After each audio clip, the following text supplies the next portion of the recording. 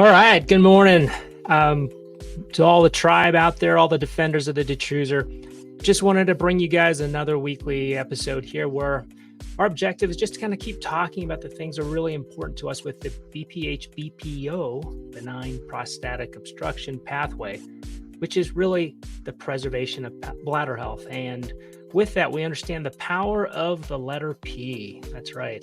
And so we're going to talk about that a little bit today, which is that letter P can be used in so many ways. And obviously with the triple P of our crusade, that's PPP, the preservation of bladder health is our priority. We are putting an end to the polypharmacy epidemic, and we are preventing late stage BPH, BPO, benign prostatic obstruction. Kind of moving forward through all of our discussion, I'm trying to really interchange and use simultaneously BPH and BPO. Philosophically, BPH is a histologic diagnosis or finding on pathology. We don't really treat that, but it's become such a part of our vernacular here in the United States and the Americas that I need to include it. But in theory, we are really treating a mechanical problem of mechanical obstruction, just like a ureteral pelvic junction obstruction of the kidney or coronary obstruction of the heart. Similarly, we are treating benign prostatic obstruction. And our job as defenders of the dechuser together, whether we're in industry, our practice coordinators, our physicians, our mid-level providers, together we are guiding our patients to make the best decision about their prostate care even faster by highlighting what's at stake with their bladder health if a definitive decision is not made about their prostate care. So we are guiding and not getting them to make choices, but guiding them. And the way we can start that is using the power of P. So not only is the triple P about our crusade, right? Prioritizing the preservation of bladder health, putting an end to the polypharmacy epidemic, and preventing late-stage BPH. But in every single one of my notes, I ask my guests, we call them guests here at MD for Men, our patients, their triple P. What are their personal passion projects? Why do I start with that? Well, the number one reason why I start with that is because I need them to start envisioning, imagining their future. What makes them feel alive? What brings them vitality? We've talked about the four elements of efficiency for the BPO, BPH care pathway. A man's vitality is a critical part of that, included with economic sustainability, treatment durability, and the window of curability. So once again, I always ask, what are your personal passion projects? And then you can get an idea of how they see the world. I mean, if they're an artist, they might see it in colors and pictures, and that's how we can describe their journey as we guide them. Maybe they're a scientist at a nuclear lab and they believe in numbers and data, and therefore we can really guide them by showing them quantitative data with a bladder health baseline, potentially pressure flow studies, which provide lots of quantitative data, or a uroflowmetry, or a PVR or a PVR ratio, so data. And once again, we're trying to really bring out who they are and help them in that patient encounter, start to envision their future, what their version 2.0 looks like. And why we do that is because, as we all know, men wear that armor of masculinity, whether it's culturally or how they were raised. And as a result, they're often say, if we ask them what degree of bother they have, they go, oh, I'm fine, doc, I'm good. But really, they're not fine. What's going on there is that they simply don't know what they don't know. We have not done a good enough job of educating them.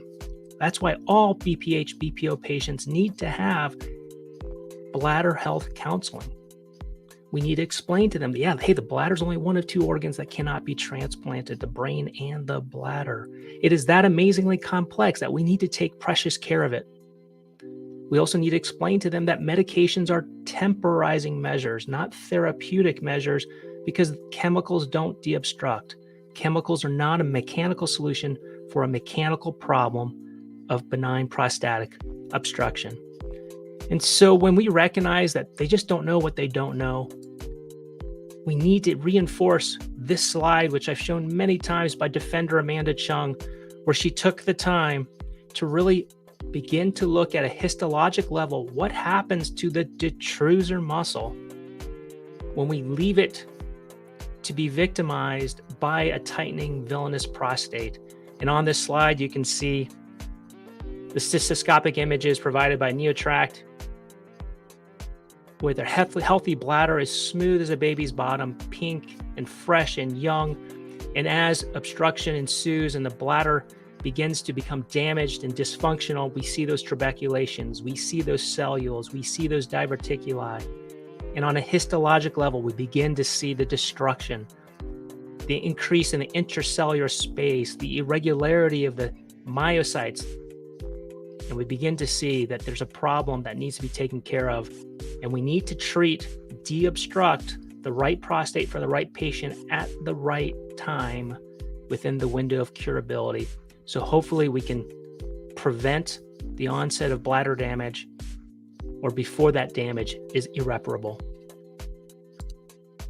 And so when we look at the armor of masculinity, I just had a really funny patient come in the other day, 64-year-old, perfectly healthy. And he's been enjoying his retirement, traveling the world. He's going to Asia this spring, but he just got back from Italy. He's a 64-year-old with an IPSS score of 14, both storage and voiding symptoms. His prostate size is 48 grams, and his intravesical prostatic protrusion, 0.9 centimeters, prostatic length, 4.7 centimeters. And those are other measurements I like to use when I try and find solutions for guys within the 4 surgical categories of list, missed, ist, and most. And I asked, well, why are you coming in? And he comes, because I can't do this. I can't live like this because I want to live the best version of my life. I went to Italy, and he specifically went to Pompeii in Italy. And for him now, it's always going to be not Pompeii, but Pompeii. And the reason for that is his urgency and frequency has gotten to a point of such intensity that he's now starting to have urge incontinence. He's starting to enter stage 3 of the 5 stages of bladder health.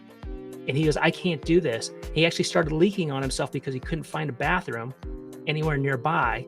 And it's not like you can easily go behind one of these great archaeological wonders and try and pee behind a building. And so he had to hold it, but he couldn't hold it, and he started leaking on himself. And so forever now, in his mind, that's now not Pompeii, but Pompeii. And that really motivated him to come in. And we were talking about the armor of masculinity, and he said, yeah, you're totally right. Men totally have that I'm fine syndrome. In fact, doc, if you don't diagnose it, then I don't have it. And I think that sums it up very well in that perspective of men who are in denial of their problems. And our job is to educate them and shed light into their situation so we can guide them to make that best decision. And so when they say they're fine, it's really not about being fine. It's that they have fear, F-E-A-R, which is also a great acronym. And in that negative context, fear represents the words, forget everything and just run. Get out of there. Get out of that doctor's office as fast as you can, because I don't want that urologist to do things to me if I tell him I'm not fine. And our job as guides is to help them reconstruct the acronym of F-E-A-R into face everything and rise. That's what we need to do as we guide our patients, our men, as we try and be the Gandalf to their Frodo, as we try and be their Yoda to their Luke. And that's why we created the awareness of the 5 stages of bladder health that I created during the pandemic. And we salute once again defenders from our Italian brigade, Luca Cindolo, Emmanuel Rubalotta, Alessandro Antonelli, for getting this out there in the Journal of Nature Prostate Cancer and Prostatic Diseases this October of 2023. And please feel free to look it up. You can go to manversusprostate.com, sign up, and get a copy of that, a PDF of that, as well as the 86 pages of the 5 stages of bladder health. And when we talk about the 5 stages of bladder health, we're really talking about stage 1, things slow down. Stage 2, the overactive bladder. Stage 3, the rebellious child. Remember, urge urinary incontinence. So important because it's not on the IPSS survey. And that's a symptom that brings so much shame for so many men. And as well, more recently, we're showing that that symptom is correlated with increased mortality with a hazard ratio of 2.2 based on that retrospective study of Curla in 2022. And then stage 4, the heart attack. We make that analogy to the heart being a muscle that pumps blood, and the bladder is a muscle that pumps urine through the prostate. And just like the heart muscle can have heart attack, the bladder can also all of a sudden stop working, and a man shows up in the emergency room needing a catheter. And then stage 5, heart failure. Just like the heart can go into heart failure, the bladder can go into bladder failure, Mr. Smith, and you might need a catheter for the rest of your life. That type of education for bladder health counseling for all patients is really critical, as well as remember telling them, hey, the bladder's not transplantable. You need to take care of it. And medications are just temporizing measures while we figure out what we can do, what we need to do, and is it possible? And so on this slide, what we're trying to do as guides is help men envision their future. On this slide, we see this grandfather holding a grandbaby. Is that what they want? Do they want to be able to see their grandkids go to high school or go to college? Do they want to see their life where they're traveling the world and being able to enjoy Pompeii, not Pompeii, or play 19 holes of golf, or be able to enjoy all the parts of their lives after working very hard for so many years? And so as we try and rekindle in their eyes and their minds and their souls about the triple P, the PPP, the personal passion projects, what we're trying to do is help them create desire, a desire for the best version of themselves, to live a life well-lived, chemical-free and catheter-free, to create the desire to avoid late-stage BPH, urge incontinence, acute urinary retention, detrusor underactivity, and to allow that desire to be greater than the fear of what we might do to them if we tell them that they're not fine. And remind them that fear, F-E-A-R, really should stand for how do we help them face everything and rise to the best version of themselves, the best version 2.0. And the time is now, because globally we know there's going to be 100 million men by 2020 where we need to help them avoid late-stage BPH, because a tsunami of late-stage BPH is coming, and it's already crashing onto our shores, as we can see here with this great painting by the artist Hokusai from 1831. And we listen to the words of wisdom from our academic leaders like Dr. Charles Welliver, who says here, the days of always delaying definitive treatment for benign prostatic hyperplasia until men fail medications are over. We recently put out some surveys, and we asked which guidelines has the most influence on the global management of BPH, BPO patients. And just to let you guys all know, the tribe on LinkedIn feels that 74% of us feel like the AUA is the most influential. 17% felt the European Association of Urology was the most influential, and 9% for the NICE. And then when we asked which LUTS BPH BPO guidelines is most likely to first take the leap and institute the preservation of bladder health as our shared prime directive, interestingly, even though we felt that the AUA guidelines were the most influential, we felt that the European Association of Urology would be the most likely to first institute the preservation of bladder health as our prime directive. In fact, 52% of us felt that, 38% of us felt it would be the AUA, and 10% felt it would be the NICE. Just for clarity, we also asked, hey, how do you actually abbreviate the guidelines for the National Institute for Health and Care Excellence? And it was basically a little bit all over the spectrum.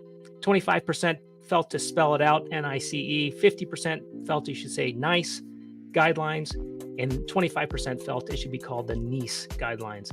For right now, just for being systematic, since I'm saying AUA, EAU, I just felt it would be simpler for me to just go NICE, but feel free to choose whatever makes sense for you and where you work.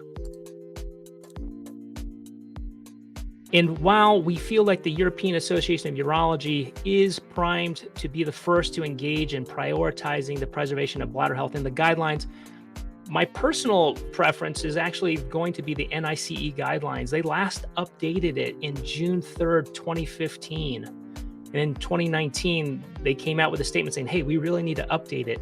And I think those guidelines could have a significant impact because remember, the Commonwealth is home to 2.5 billion individuals in our world. That's 1/3 of the world with 56 member countries.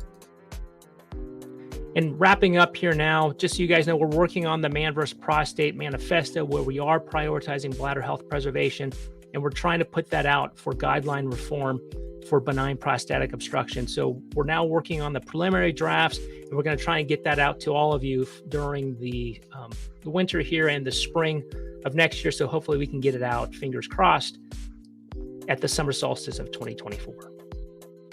And so once again, here on this image of a man holding lights, thank you all for being guides and bringing light and hope to the lives of BPH, BPO patients and helping them become the best version of themselves, the best version 2.0, and allowing them to live a life well lived, chemical-free and catheter-free.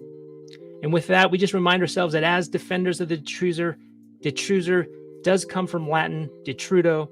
It is to mean away or out, and trudo means to thrust, to push, to drive. And so we are defenders of the detruser, and let's go save more bladders. So with that, I just want to say thanks. We'll see you guys next week. All right, have a great one. Bye.